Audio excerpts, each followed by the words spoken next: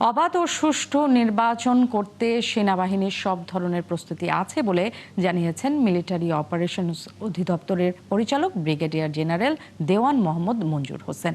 জাতীয় সংসদ নির্বাচন নিয়ে এক সমন্বয় সভায় তিনি জানান, নির্বাচনে জানমালের নিরাপত্তা নিশ্চিতে মাঠে থাকবে 1 লাখ সেনা সদস্য। এ সময় তিনি সামাজিক যোগাযোগ মাধ্যমে অপপ্রচার ছড়ানো নিয়ে উদ্বেগ জানান।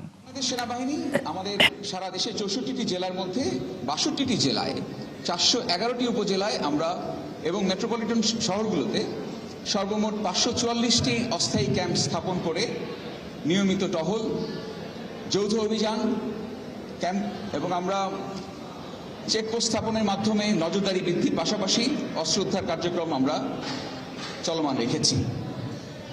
এই যে বিজিবি, পুলিশ, র্যাব, আনসার এর পাশাপাশি এই বিপুল সংখ্যক সেনা মোতায়েনের যে দৃশ্যমান প্রভাব সেটা কিন্তু আপনারা দেখতে পাচ্ছেন। একদিকে অস্ত্র উদ্ধারের সংখ্যা যেমন অনেক গুণ বেড়ে গেছে, অন্যদিকে আইনশৃঙ্খলা পরিস্থিতি যথেষ্ট উন্নতি হয়েছে।